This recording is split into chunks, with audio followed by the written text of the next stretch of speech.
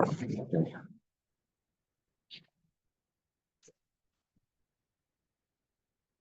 Today we're going to start on Kufites from the base. Yeah. Rabbi Eliezer, Rabbi Eliezer ben Yaakov. Rabbi Eliezer ben Yaakov. Okay. Yeah, it's about 5 lines from the bottom of the page. Okay, we thank Hashem that you're able to learn Torah every day. For learning, we should have the base of English. Learning Lil Nishmas Abdul Basra Yaman, San Al ben Zion, and for Shleim for Abdul Ben Sarah and Gedal Getzal. It's better. Okay, so it's like this. Tani Rabbi Eliezer ben Yaakov. Rabbi Eliezer ben Yaakov taught Afilu Ketana Shebem Leinisas Pusami Arbaim Shana. We're talking about the daughters of Tzalafcha. There were 5 daughters of Tzalafcha. It says even the youngest of them was only married after they were 40. Now, I guess what happened was like this. When did their father die? Could have been the 2nd year after they came out of Egypt. So that would leave, if they were 38 years, it was at least 38 years old. So anyway, it says that they didn't get married until, didn't get married until they were 40. Okay. Yeah. Like the modern ladies pursuing a career.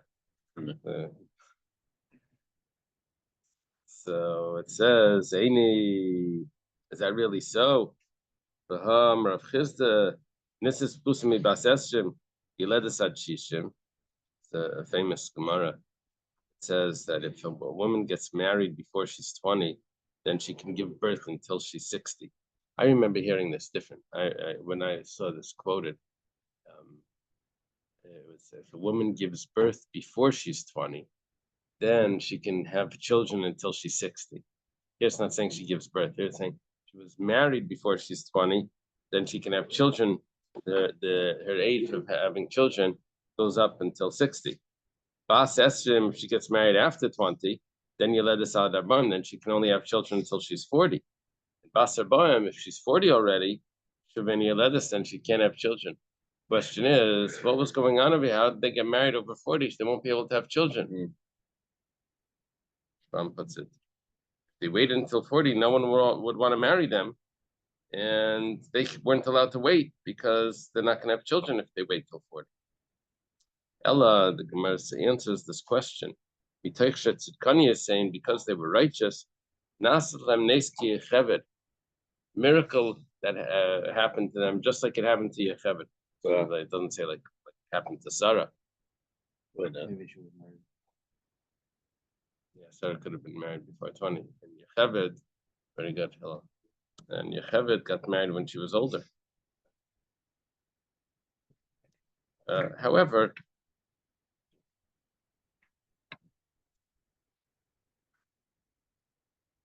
the Rashbam says, however, we don't know when Yechevet was first married. Yechevet could have been married also early. But nevertheless, we think maybe a miracle could happen. So it says, written in the pasuk, a man from the house of Levi, which was Amram, goes and he marries a daughter of Levi. Why is she called the daughter? The daughter would mean if she's young, but here we think she's 130 years old. The Gemara answers, the daughter from. Right. This is referring to Yechevet Sheirasa B'derech. She was born. She was conceived on the way. When Yaakov was on his way down to Egypt, she was conceived, and the birth took place as they were going through the gates in a wagon, of course.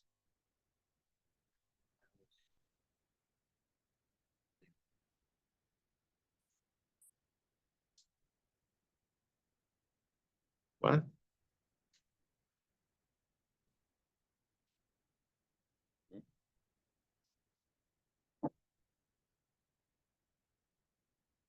Yocheved was Levi's daughter. Okay, that's what it says. It's clear the man in the house of Levi and the daughter of Levi are Amram and Yocheved. As considers the birth of Moses' parents and identified elsewhere as Moses' parents. First, referring to the second marriage. No, that's not true. That would have been You're tired. That would have been a big You're chiddush. tired. No, the whole point of this is that Yocheved, which is the daughter of Levi, is Moshe's mother. Yeah. Okay. Of 3 children, that's just a matter of 6 years. That's not it. So Asher Yolda Diksiv, it's written in the Pasuk, Asher Yolda Isala Levi b'Mitzrayim. It says that she was born to Levi in Mitzrayim. Wow, so she was born in Egypt. The Gemara explains, she was only born in Egypt, but she wasn't conceived in Egypt. That means that she was born right by the wall. So the Rashbam goes through the calculations here, but the very simple calculation is that Moshe was 80 years old when he left Egypt. His mother was born when they came into Egypt. So we know that they were in Egypt for 210 years. Mm-hmm. So 210 minus 80 would leave me with 130. Which tells me that Yocheved was 130 years old. Now, how do we know that they were in Egypt for 210 years? Well, it says that they were going to be in Egypt for 400 years. It says that they're going to be in a land that wasn't theirs for 400 years. If that means Egypt, then that would be a problem because we know that they weren't in Egypt for 400 years. The most possible they could have been in Egypt would have been 340 years, 350 years. Now, let me explain why it was 350, the most possible, and then why we have to redo it. Because Moshe, again, was 80 years old when he left Egypt. Amram is his father. And Amram lived 137 years. So even if he was born the last year of his life,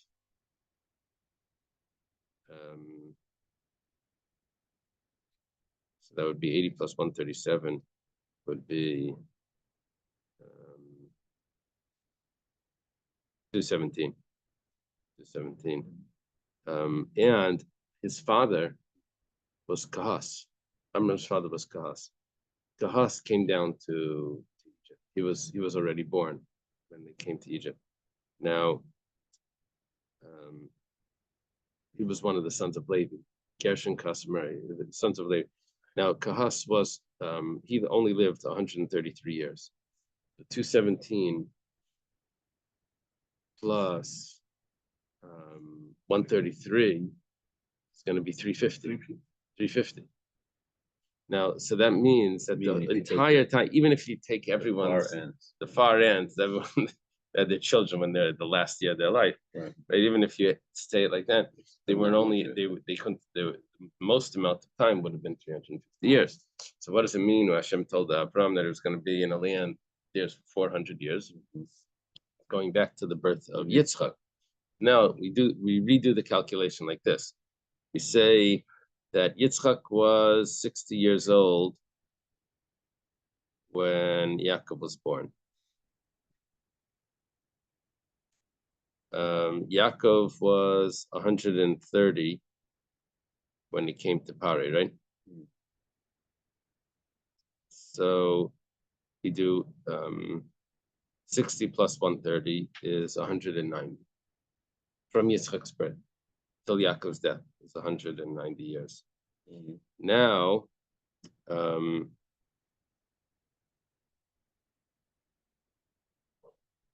following after that, there were 210 years that they were in Egypt. So you just Yeah. Yaakov didn't live to, 130 years. Yaakov lived 147 years, right? But when he came to Parai, it was 130. So then there was another 17 years of his life, but that's included in the life of. So Yocheved would have been 130 when she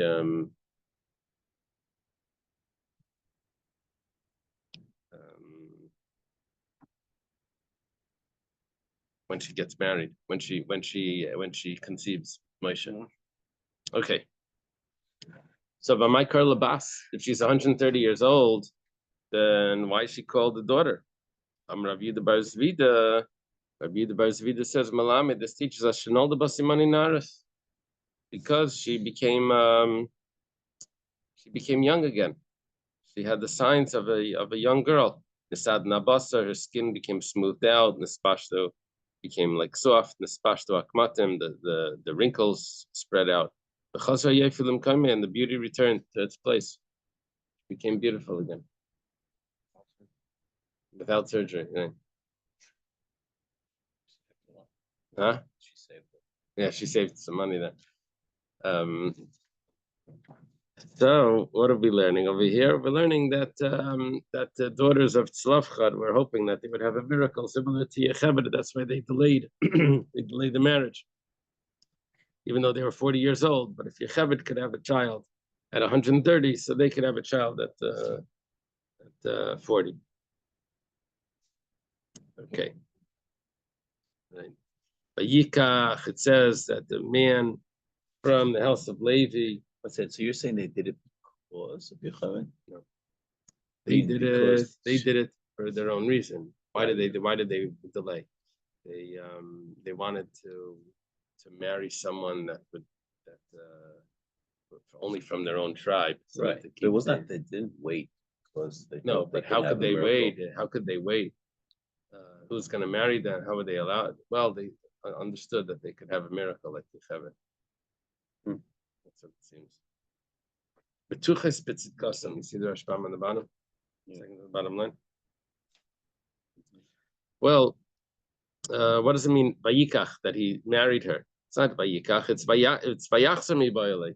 He was married to her before because he already had Aaron and Miriam, and then he divorced her.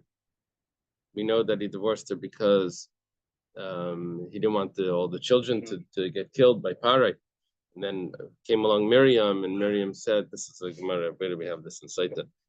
Miriam came along and said that your decree is worse than Parah's decree, because Parah is only decreeing against the boys, and your decree is against the boys and the girl.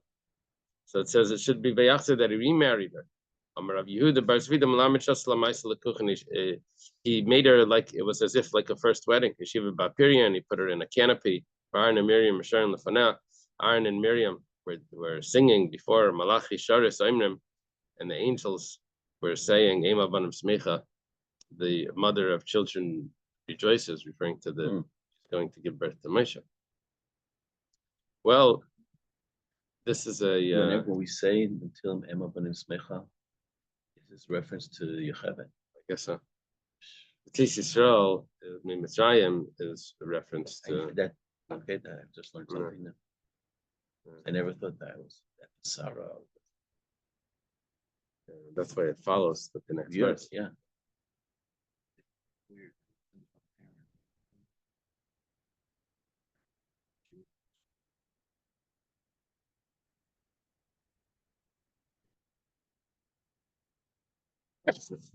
Right. Okay.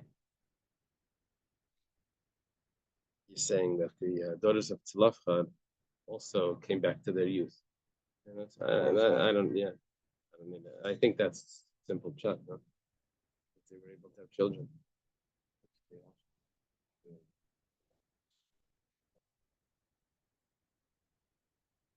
They actually had children. All right. No, they rejuvenated the same way as you have it. The same miracle happened to you.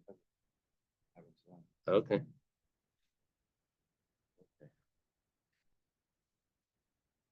You don't need. It's not such a big kiddush. I mean, that seems to be what the Gemara is saying. No, you're adding that the wrinkles went away. It actually happened. Uh-huh. First, they said that they were expecting. Oh, okay. I see what you're saying. Usually because he also never uses the parent. I don't think that's what he means. I think he's referring. Show me that now. Because we know that they had children.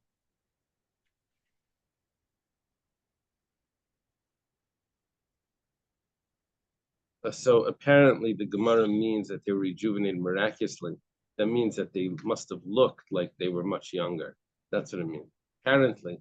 And that's why the future husbands consented to marry them, even though they married beyond their normal childbearing age. Okay. Maybe. Does the Gemara say why they had to wait till 40? I mean, why couldn't they have found men from their own Shevet earlier? Yeah. Yeah, I'm not sure.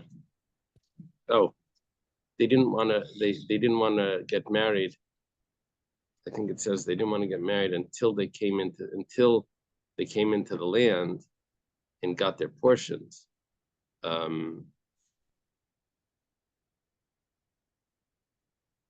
Yeah, I'm not sure exactly. It's going to mention something over here, but it's not going to give me the full explanation yet.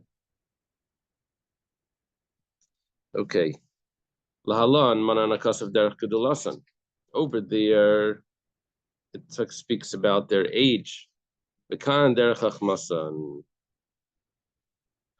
Here it's speaking about their wisdom. Now it's talking about the names of the daughters of Tzalafchad were Machla, Tirza, Chagla, Milka, and Naya.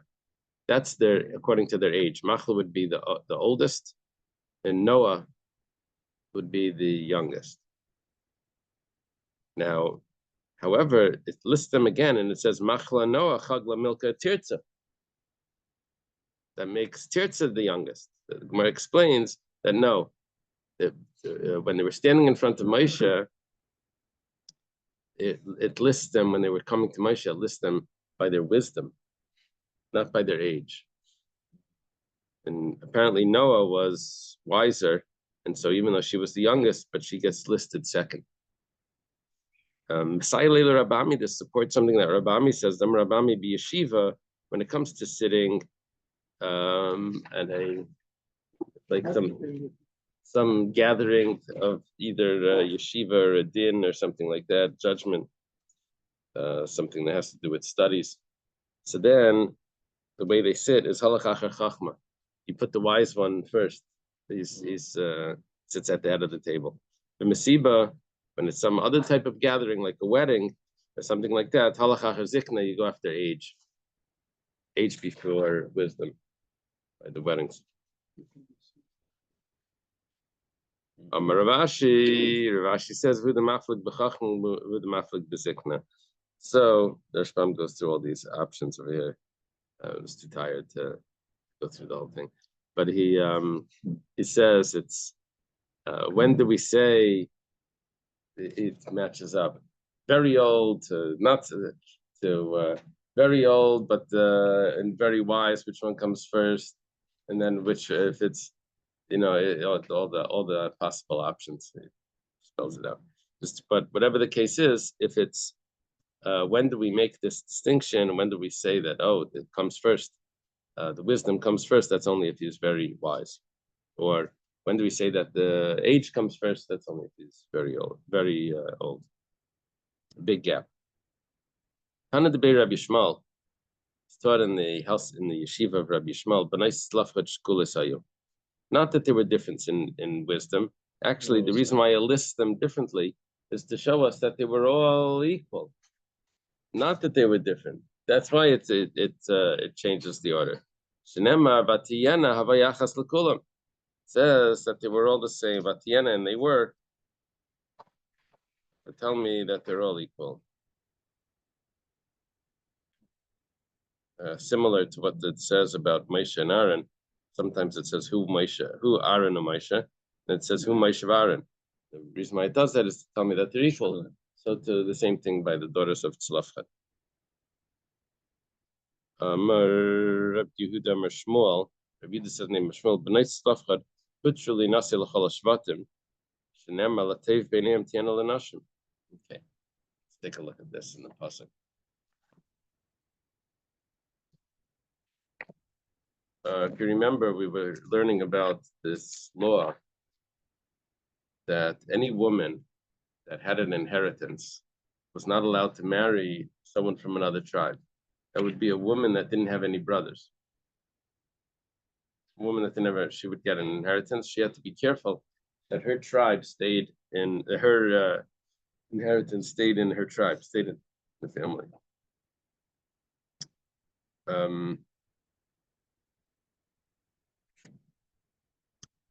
This is the matter. This is the recording Pasuk Vav over here at the end of Masei. It says, Moshe commanded the children of Israel with God's word, saying, the tribe of Joseph's descendants speaks well.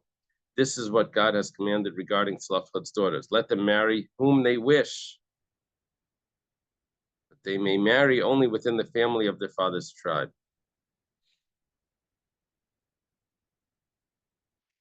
Well, the Gemara says on this that really that first part of the verse is they could have married from any tribe. When it's referring to the daughters of Tzlafchat, it says Latayv Beinayim Tiana Lenashim, is that they can marry anyone. So then Elamani Makayim Mishpachas Mate Avim Tiana Lenashim. So why does it then say that they can't marry? That they can't marry anyone? Is that a chalukra? Sort of. Yeah. So it's coming to tell me it's a taiva, he's Siena Kasab. It's just giving them advice. That they should marry someone that's appropriate for them, which would be someone from their own tribe. But they were actually allowed. It's a very odd way of reading this pasuk. The first generation. Even the first generation, they were allowed to marry any. This is like a little counterintuitive because this whole law was made just for them, that their tribe shouldn't lose. But it turns out that they themselves were allowed to were allowed to not keep this law. They could have married anyone. Just the Torah was giving them advice. Eina mitzvah say. The husband wouldn't get the land that they inherited. Get the he would inherit her if she passed away, or and her sons. But in the lifetime. In her lifetime. Okay, but we were concerned that it was going to pass on to another tribe, that first generation. Okay, but nevertheless, that's what it says. Maisiv Rabba. Rabba has a question on this statement. Who said this? Rabbi Yehuda says it in the name of Shmuel. Rabba has a question. The question is going to take a few lines to get to it. It says, Emar Aleim. Well, let's go back to this pasuk. Emar Aleim is back in Vayikra. Vayikra, not in the Chav days.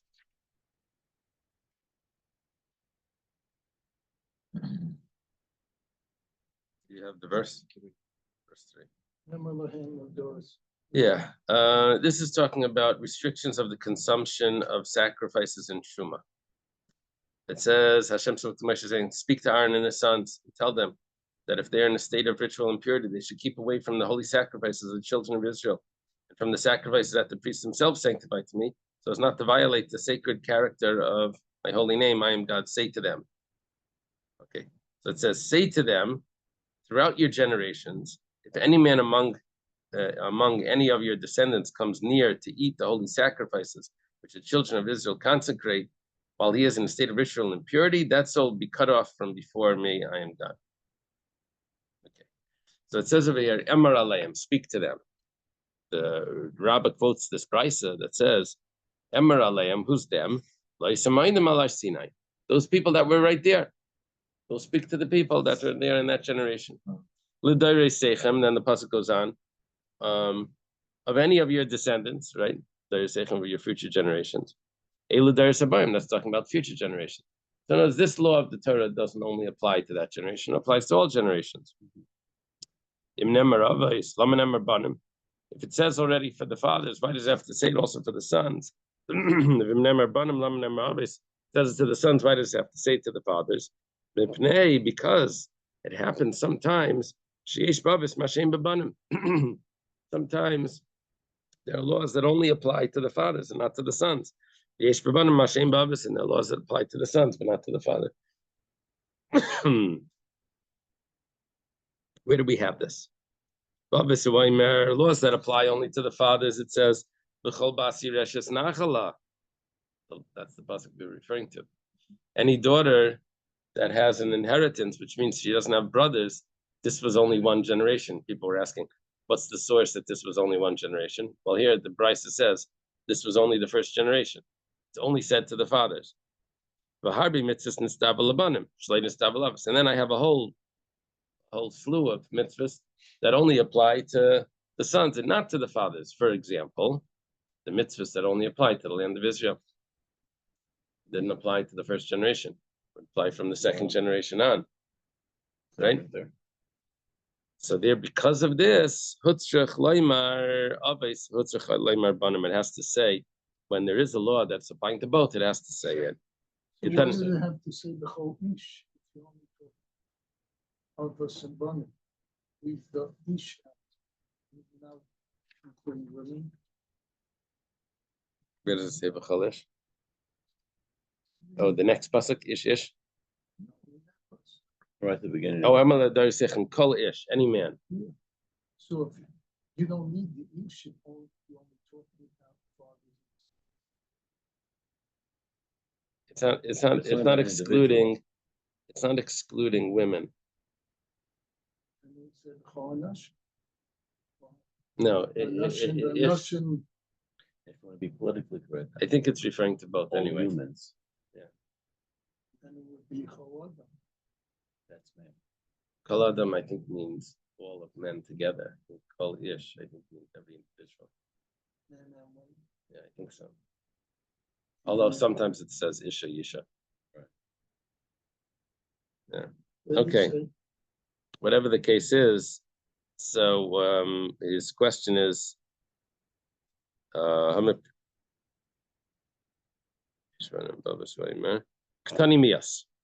nevertheless, it was taught. It says that pasuk, that any woman that had an inheritance applied to the first generation. And I know some women that had an inheritance in the first generation. Their names were the daughters of Tzlafchat. And you told me that they were allowed to marry anyone that they wanted. The pasuk says they weren't allowed to marry anyone that they wanted. They were from that first generation. So how does that fit? It says, Rabbi asked the question, Rabbi answers it. It says, Labar bin B'nai Tzlafchat, with the exception of B'nai Tzlafchat. So they were an exception to the rule that was made about them. Amar Mar was taught, the master taught, it was only applied to the first generation that they weren't allowed to marry, if a woman that had inheritance wouldn't be allowed to marry someone from a different tribe. My mashma, how do we know it's only the first generation? Amar Rava says, Amar Kra. Learn it from a pasuk. Okay, so we're going to have a Gzeira Shava. But before we do the Gzeira Shava, first we try to learn it just from the words itself. So it says over here,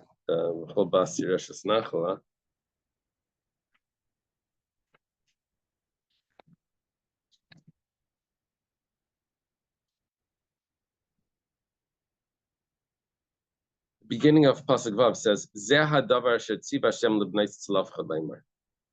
this is the matter. This is the matter. Okay, now while I'm at it, let's go back to another Zehadavar. There's two more Zehadavars that we're going to be discussing. One is Perek Yud Zayin, Parshas Achri Mais. This is regarding Shchutei Chutz, not to offer a sacrifice outside the temple. So it says, Hashem spoke to Moshe, saying, "Speak to Aaron and to his sons and all the children of Israel." Right, has them everyone in here, and say to them, "This is the thing which Hashem commanded me to say to you: any man of the house of Israel who slaughters an ox, a lamb, or a goat inside the camp, but outside the temple, the one who slaughters outside the camp does not bring his offering to the entrance, the temple. It'll be counted like a man shedding the blood of a human being. Pretty heavy, right? He'll be cut off.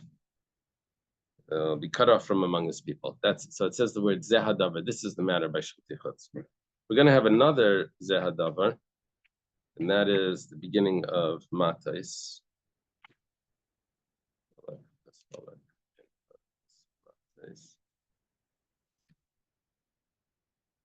This you're familiar with.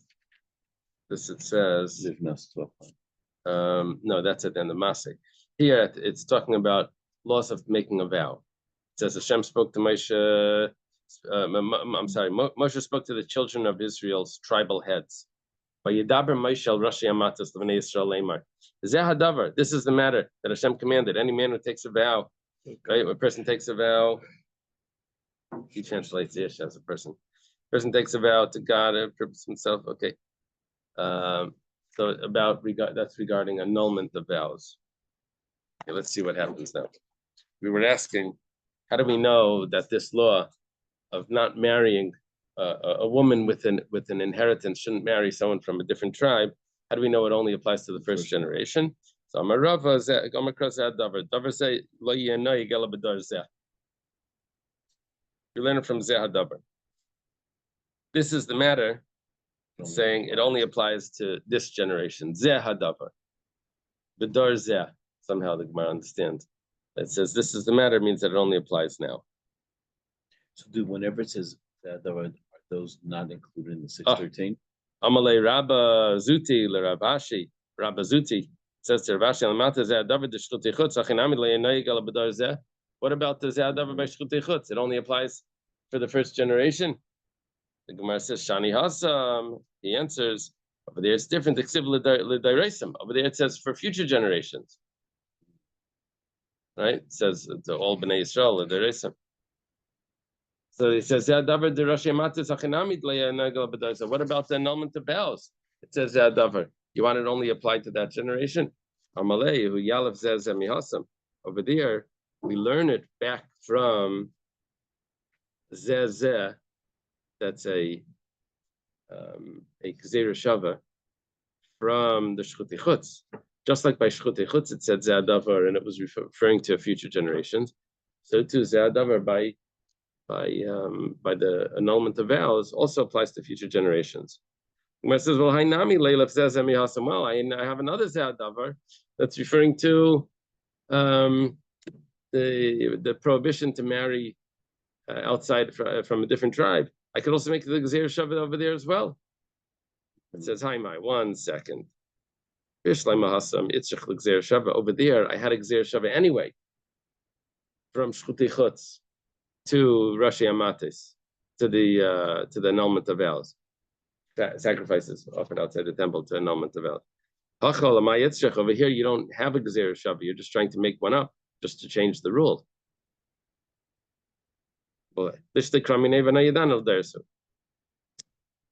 If we didn't say anything, then just leave out the Zeh Hadavar, and then I would have understood that it applies. If you wanted it to be for all generations, so don't say Zeh Hadavar. Over there, I needed to say Zeh Hadavar, and I needed to say all generations because I needed to compare it to Shchuti Chutz. I needed to compare it to Rashi Amatis. But over here, if you wanted it to be for all generations, don't say anything. My Gzeir Shava. Where it says, what is the Gzeir Shava talking? What is it talking about? What is that Gzeir Shava that you're telling me was necessary, and therefore we needed to say Zeh Hadavar, and then to throw in the words to say that it's not really only for that generation, it's the Dairesam, it's for all generations. What is the Gzeir Shava? The Tanya was started in the Brisa. Nemerkan Zeh Hadavar, v'nemala alon Zeh Hadavar. Over here it says Zeh Hadavar, and over there it says Zeh Hadavar. What's the Lahalan and what's the over there? Well, we'll see. Ma Lahalan, Aaron, Avana, v'chol Yisrael. Just like over here, it's referring to, this is talking about Shchuti Chutz. Yeah. It says in the verse, it says Aaron, his sons, and all of Israel. Afkan, also when it says over there by the tribes, by the heads of the tribes, it says Ze'adavar, annulment of vows. It's referring to Aaron Uvana v'chol Yisrael. It's referring to all Aaron, his sons, and all of Israel. Umakan Rashi Matis, and just like over here, it's for the heads of the tribes. Aflalan Rashi Matis, also over there by Shchuti Chutz, it's the heads of the tribes. Amar Ma, we have to go back to explain what we just said. It says by slaughtering outside the temple, slaughtering sacrifice outside the temple. It refers to everyone, even all of Israel. So too, when it comes to the annulment of vows, it's referring to everyone, all of Israel as well. What are you coming to tell me? What halacha are you teaching me by that? Gezeira Shava of Zehadavar. Amar Ravacha Bar Yaakov, Ravacha Bar Yaakov says, Leimar is coming to tell you, Jafaras Nedarim B'Shleisha Hadiyaitis. When it says Aaron and his sons, I'm not sure which one it is, if it's the Aaron and his sons, or if it's from all of Israel. Plural, so therefore three. Yeah. So yeah, the way it works is like this.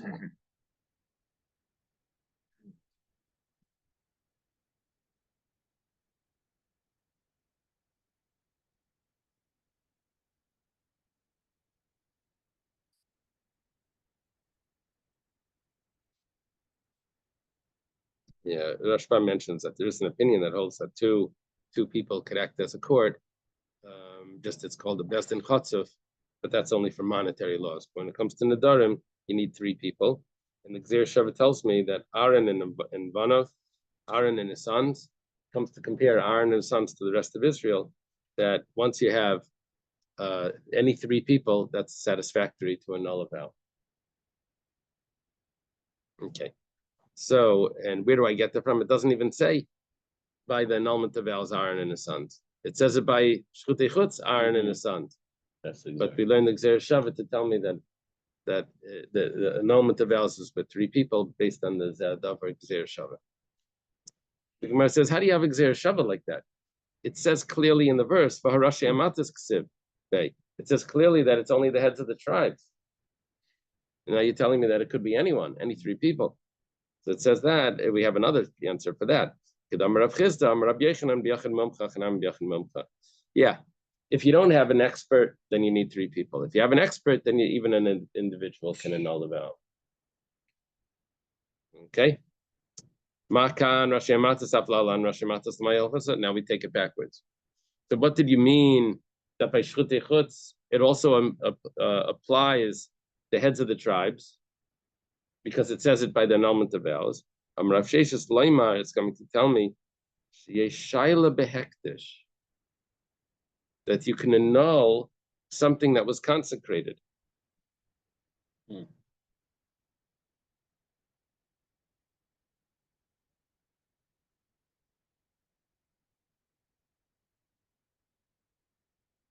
Someone could be that someone slaughtered a sacrifice outside.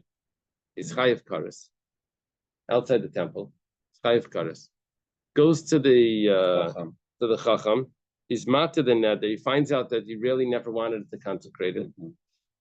It becomes not consecrated anymore, and he's absolved from his kares. And the same thing would apply to everything else that's consecrated. Is this one of those like you know? Yeah. Yeah.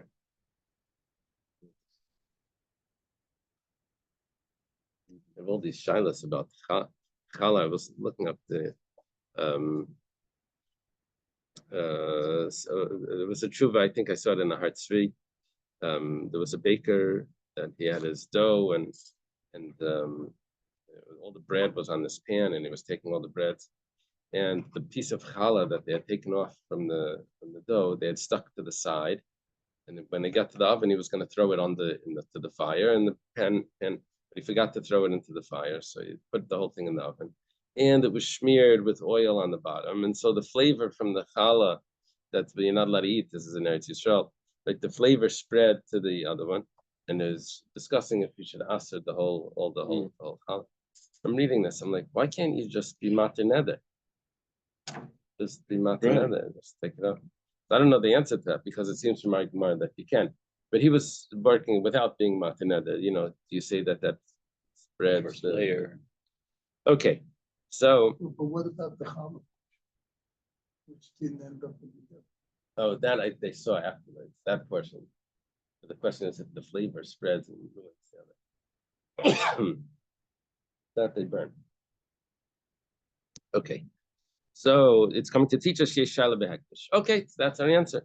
What's the halacha that it's teaching us? That you're allowed to be mater neder on something that was consecrated. Where it says, well, what about this one opinion that holds that you're not allowed to do that? What would they do with this? What about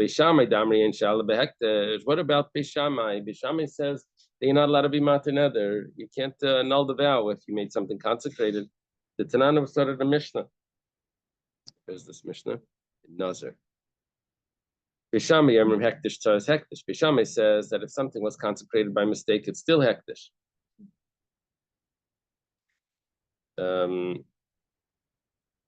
And Beis Hillel says that it's Beis Hillel ain't hektish. So what are they going to do with the Zeh Davar, the Gzeir Shava that we have? So Zeh Davar the Shchuti Chutz mi Boyle. The Zeh Davar Shchuti Chutz, they need it. Ala Sheichet Chayav Bein Chayav Ala Meilek. It's coming to imply that it's specifically Shchita. Zeh Davar. Only this is going to be Chayav. But if someone takes a bird and with his fingernail cuts the neck, which is called Malika, that he's not going to be Chayav if he does that outside the temple. Interesting.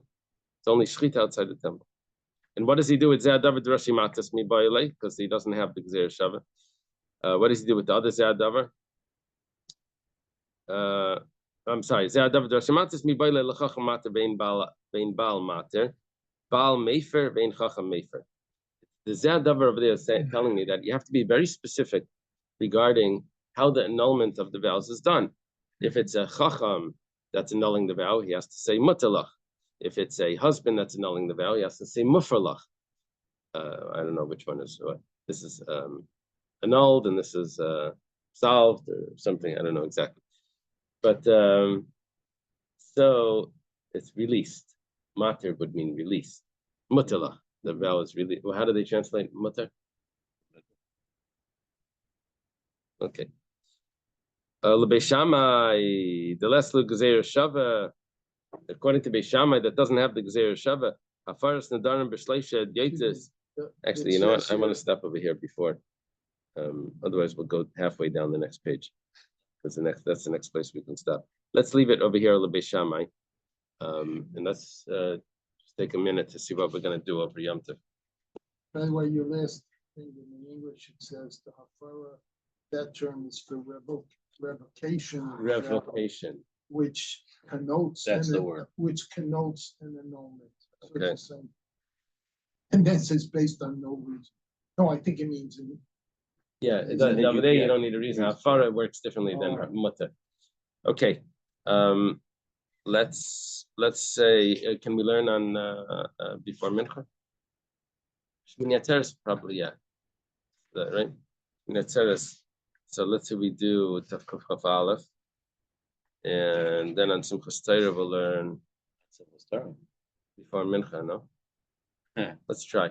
Let's plan for Echad Aben on Kuf Chaf Beis Amid Beis. So we can learn. You didn't say. Forget that. Echad Aben and Echad Abat. We're doing Mincha. I mean, we're finishing. Oh yes, Okay, how are we going to do it? Okay. So then we're not going to be able to learn. Okay, so let me look again. We stop in the morning, 10 o'clock. So we're down to 9 o'clock. No, just an hour. No, because the night that was simple star that night. We were dancing till 3 o'clock. You mean Shmini Atzeres? No, tonight's Shmini Atzeres. Then Shmini Atzeres is simple star. Did I did Shakespeare? Do you have the Koran? Pass me the Koran because they tell me where New Gemara starts. We're only going to learn one day. Because in Simchas Torah we're not going to learn. We'll have to catch up. So On 122, Amar Mar, Asida Eretz Yisrael.